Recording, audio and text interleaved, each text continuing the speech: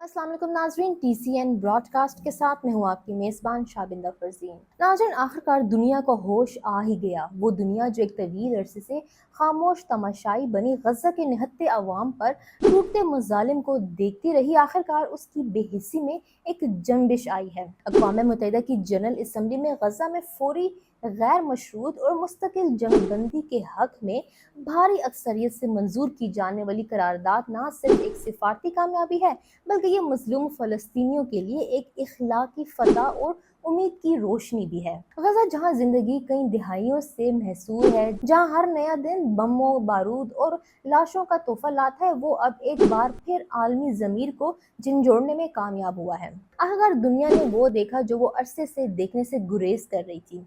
मलबों के नीचे दबे मासूम चेहरे, यतीम बच्चों की सिसकियां और अस्पतालों में दम तोड़ती माएं।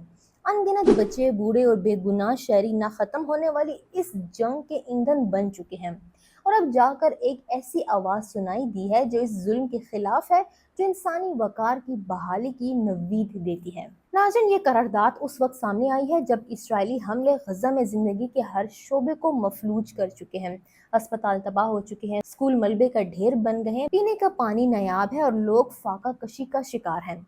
ऐसे हालात में अक़वाम मुत्तहिदा की करारदाद महज अल्फाज का मजमुआ नहीं, बल्कि ये एक ऐसा अलामिया है जो जालिमाना तर्ज अमल पर पहली बार किसी हद तक आलमी सतह पर रोक लगाने की कोशिश है। यकीनन ये करारदाद कानूनी ताकत नहीं रखती, मगर ये इखलाकी तौर पर बहुत बड़ा पैगाम देती है कि दुनिया खामोश नहीं रही, कि जालिम को अब बेनकाब किया जा चुका है, कि मजलूम की आवाज़ अब दबाई नहीं जा सकती। ये एक इकरार है कि फ़लस्तीनियों की तकलीफ को तस्लीम किया गया है और अब आलमी ज़मीर साकित नहीं रहेगा। अलबत्ता ये सच भी अपनी जगह मौजूद है कि इस करारदाद के बावजूद ज़मीनी हक़ाइक़ बहुत पेचीदा हैं। अमेरिका और इसराइल की जानिब से मुखालफत और करारदाद को महज नज़रियाती करार देना इस बात का सबूत है कि मजलूम की आवाज़ को दबाने की कोशिशें अब भी जारी हैं। अमेरिका का सलामती कौंसिल में वीटो, इसराइल का हमास को हदफ बनाना और यरगमालियों की बाजियाबी की आड़ में पूरे गजा को इज्तिमाई सजा देना, ये सब मजालिम को जवाब देने की कोशिशें हैं।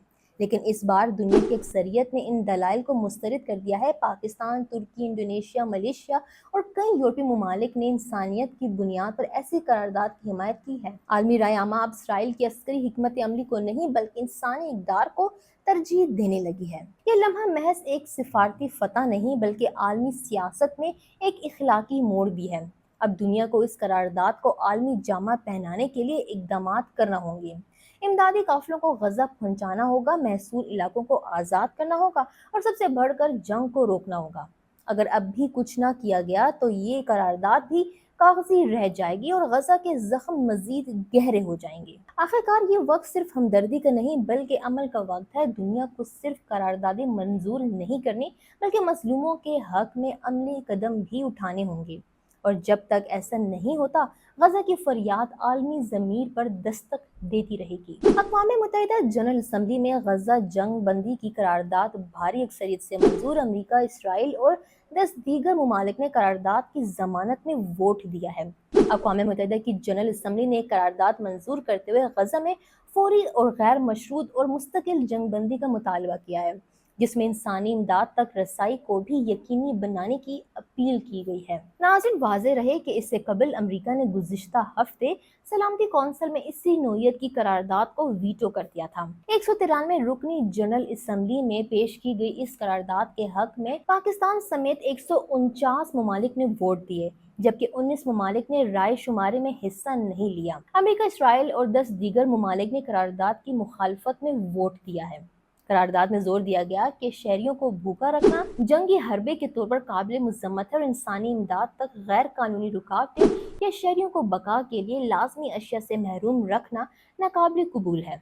इसमें हमास की जानिब से यरगमाल बनाए गए अफराद की फौरी रिहाई, इसराइल में कैद फ़लस्तीनी कैदियों की वापसी और गजा से इसराइली अफवाज के मुकम्मल इनखला का मुतालबा भी शामिल है। इसराइल के अक़वाम मुत्तहिदा में सफ़ीर डैनी डैनन ने जनरल असम्बली से खिताब करते हुए इस करारदाद को खूनी बहतान करार दिया और रुकन ममालिक पर जोर दिया कि वो इस तमाशे का हिस्सा ना बने। इस کے بقول یرغمالیوں کی رہائی کو جنگ بندی میں مشروط نہ کرنا دنیا بھر کی دہشت گرد تنظیموں کو یہ پیغام دیتا ہے کہ شہریوں کو اغوا کرنا کارگر ثابت ہوتا ہے۔ اچھا، واضح ہے کہ جنرل اسمبلی کی قراردادیں قانونی طور پر پابند نہیں ہوتی، مگر وہ دنیا بھر کی رائے عامہ کی عکاسی ضرور کرتی ہیں۔ اس سے قبل جنرل اسمبلی نے اسرائیل اور حماس کے درمیان جنگ بندی کے لیے مطالبے کیے تھے، جنہیں نظر انداز کیا گیا۔ اقوام متحدہ میں لیبیا کے سفیر طاہر السنا نے ووٹنگ سے قبل کہا کہ جو ممالک آج اس قرارداد کے خلاف ووٹ دیں گے ان کی انگلیوں پر خون کا دھبہ ہوگا۔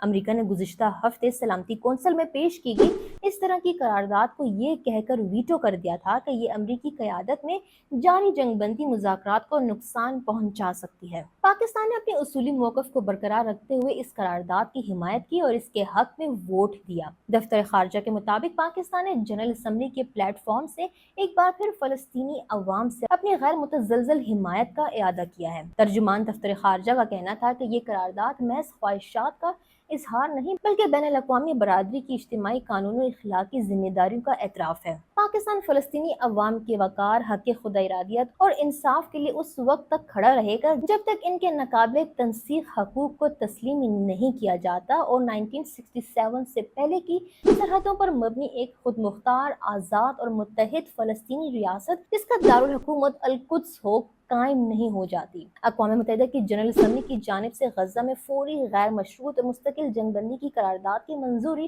عالمی ضمیر کی بیداری کا مظہر ہے۔ یہ قرارداد محض ایک رسمی دستاویز نہیں بلکہ دنیا کے 149 ممالک کی طرف سے فلسطینی عوام کے ساتھ ہمدردی، انصاف اور انسانی حقوق کے حق میں ایک اجتماعی آواز ہے۔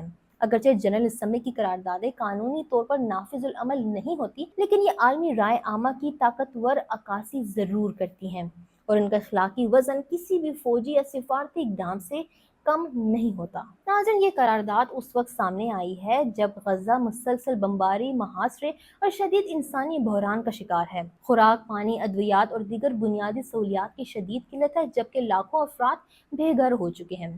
اسرائیلی حملوں کے نتیجے میں ہزاروں شہری جاں باز یا زخمی ہو چکے ہیں، جن میں بڑی تعداد بچوں اور خواتین کی ہے۔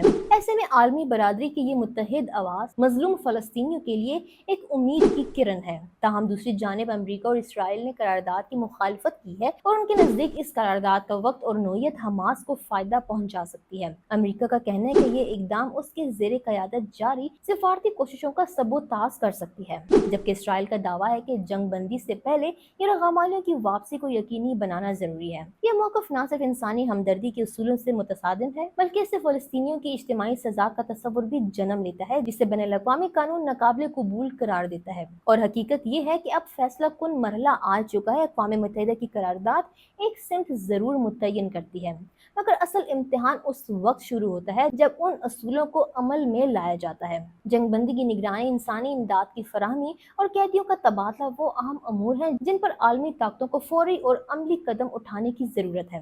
سلامتی کونسل کا کردار یہاں سب سے اہم ہوگا۔ اگر یہ ادارہ اپنے سیاسی دباؤ، معاشی اثر و رسوخ اور سفارتی ذرائع استعمال نہیں کرتا تو یہ قرارداد محض ایک کاغذی اقدام بن کر رہ جائے گی۔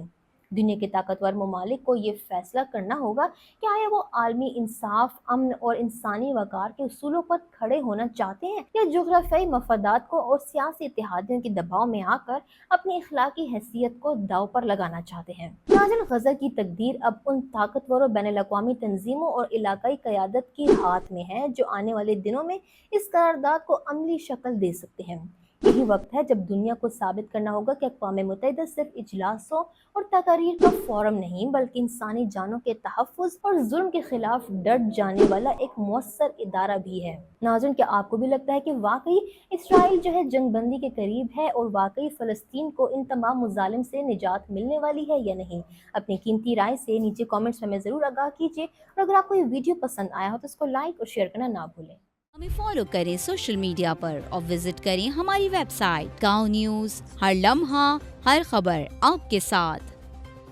دیکھتے رہیے گاؤں نیوز، نیوز دیٹ میٹرز۔